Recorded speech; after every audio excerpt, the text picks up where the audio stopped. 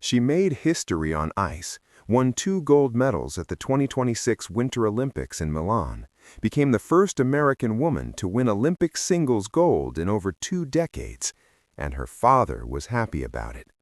And that happiness made her furious. Not because she does not love him, but because of what his happiness represented about ownership and investment, and the specific way his emotions had always attached themselves to her skating. In a Rolling Stone interview, she described the moment she told him she was coming back to the sport, and his reaction was relief, thrills, genuine elation, and her internal response to all of that was something closer to rage. "I was almost mad that he was happy," she said. "How dare you be happy over this decision? You were mad when I quit, so you should not have an opinion on it at all." Sit with that sentence for a full moment, because it is not rebellion for the sake of rebellion. It is a 20-year-old drawing one of the most precise boundary lines an athlete has ever drawn publicly around their own competitive identity. This comeback was hers alone, made on her terms, for her reasons, and his happiness was an intrusion on the sovereignty of a decision he had forfeited the right to have feelings about the moment he made her career feel like it belonged to him. To understand why that emotional line lands with the weight it does, you need the full story of who Alysa Liu is and what his involvement in his daughter's career actually looked like from the beginning.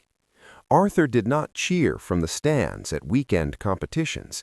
He invested somewhere between $500,000 and $1 million in Alysa's skating career before she reached high school. Coaches, training programs, costumes, ice time, international competitions. That is not a parent supporting a child's passion. That is a man who made his daughter's athletic success the central mission of his own life, building a financial and emotional infrastructure around her career that made separation nearly impossible. Alysa competed at the 2022 Beijing Winter Olympics at 16 years old, performed on the world's biggest stage, and then she was done. Not in a conversation with coaches or a press conference, but in an Instagram post. She posted it because she knew if she told anyone first, they would try to talk her out of it. 16 years old, burned out, and strategically protecting her own exit from a system designed to keep her inside it. The skating world lost its mind. Fans were hurt. Coaches were blindsided. People were angry she had not told them personally. And her response to that anger was the first clear signal of who she was becoming underneath the prodigy identity. The retirement was not just rest, and it was not just a break from competitive pressure. It was a separation from an environment where she could not clearly identify where the sport ended and her father's expectations of her began. For years, those two things had been completely fused.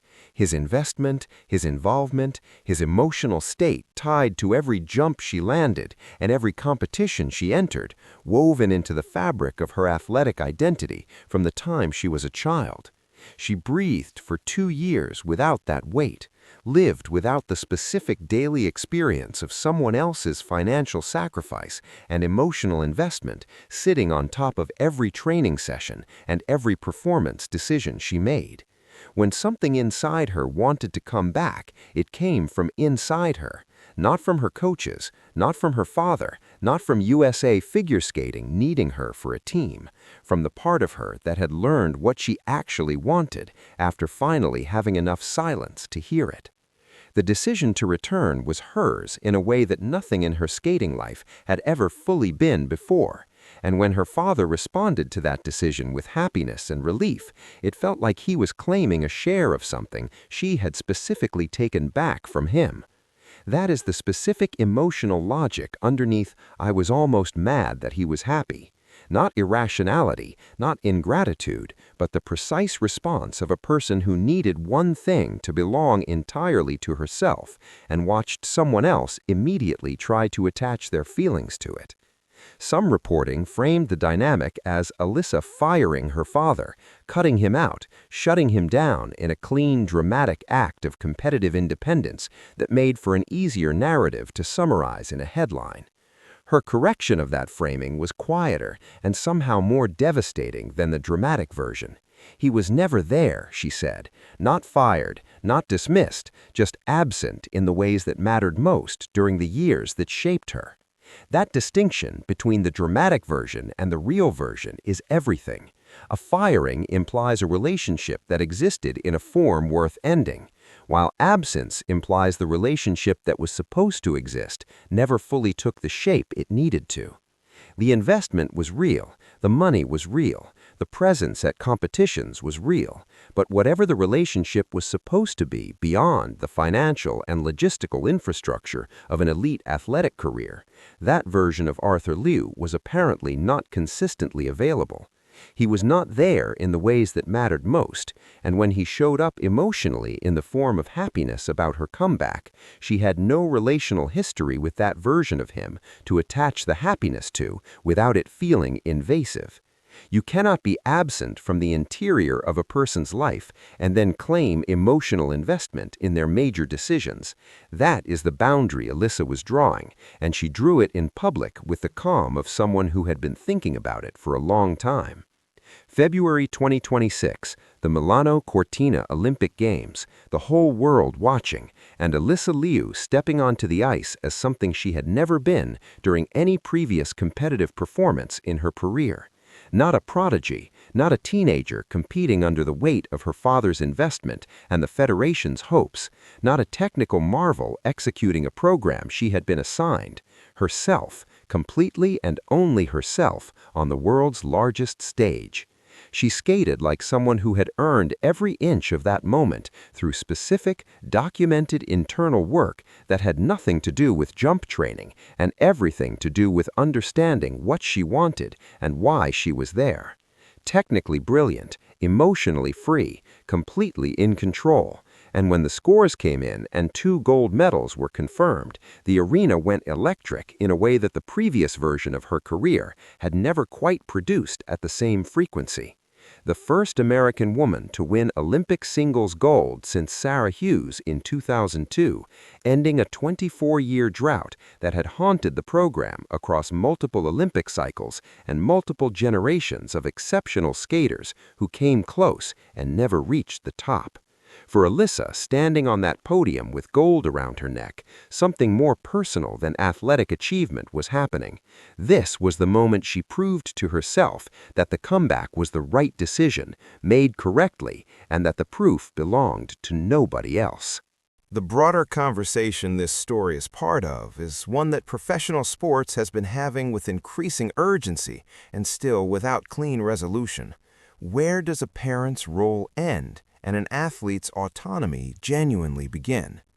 The financial investment argument is the one that creates the most complicated emotional territory because it implies a return, implies that sacrifice earns a share of the outcome, implies that money given converts into some form of ownership over the person it was given to support. Arthur Liu's investment was real, and it produced a real result.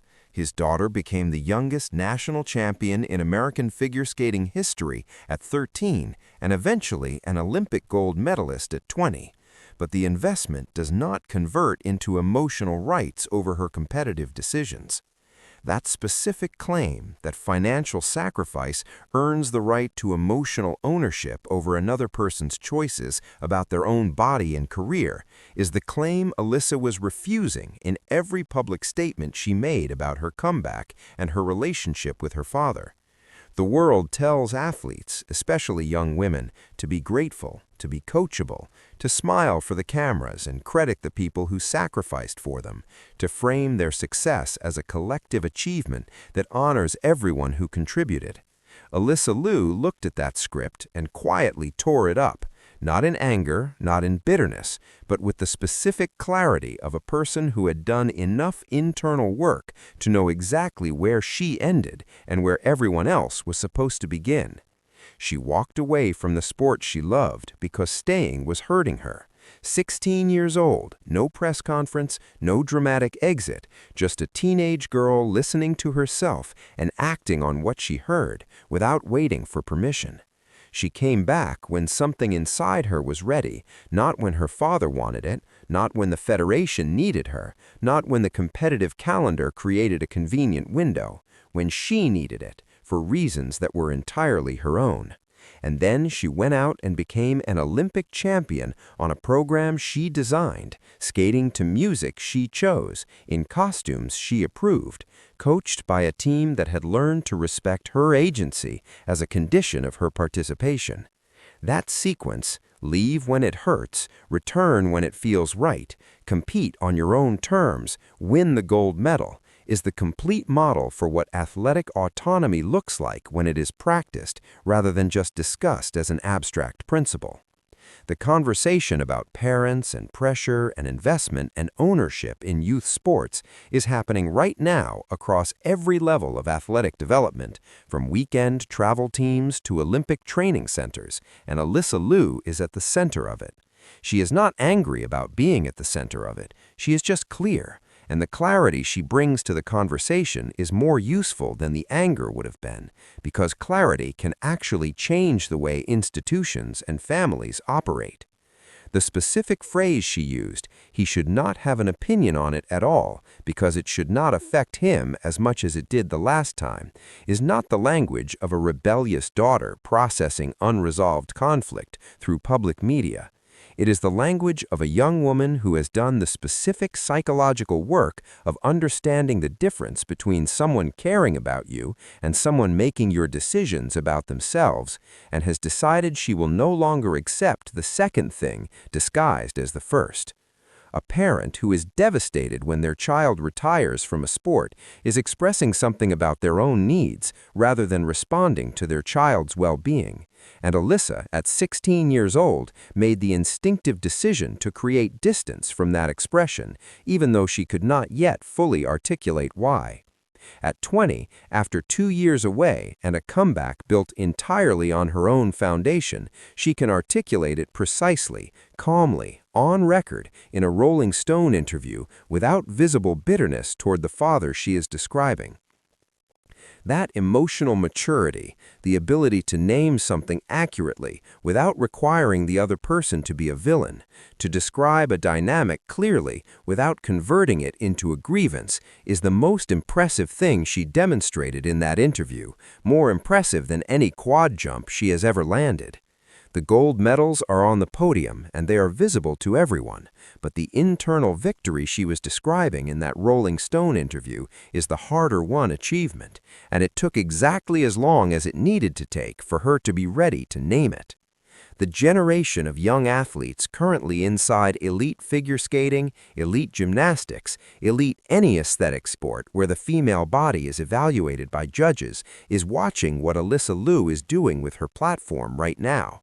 They are watching her describe the water restriction and call it insane, watching her describe her father's investment and draw a boundary around her own autonomy, watching her explain that she left because staying was hurting her and came back when she was ready.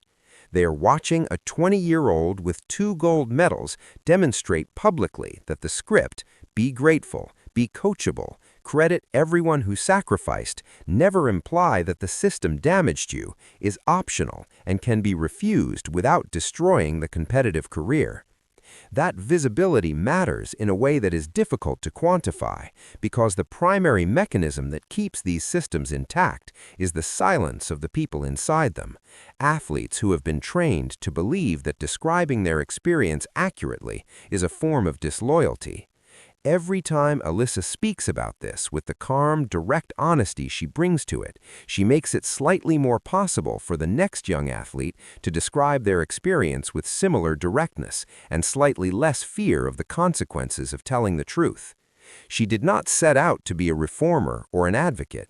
She sat down for interviews, answered questions honestly, and let the accuracy of her descriptions do what accurate descriptions do when the audience is paying close enough attention.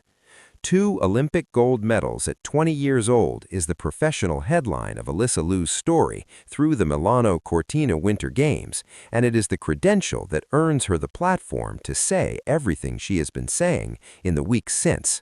But the gold medals are not the story. They are the credential that ensures the story gets heard, that the Rolling Stone interview gets published and read, that the Rolling Stone clip goes viral and reaches people who needed to see an elite athlete describe these experiences plainly. The story is the 16-year-old who posted her retirement on Instagram because she knew she needed to protect her exit before anyone could talk her out of it. Strategic self-preservation executed with the efficiency of someone who understood the system she was leaving. The story is the 2 years away, living a life that had nothing to do with jumps or scores or water restrictions or someone else's financial investment riding on her performance, discovering that she had a self that existed completely independent of skating. The comeback built on the specific condition that it belonged to her alone, that her father's opinion was irrelevant,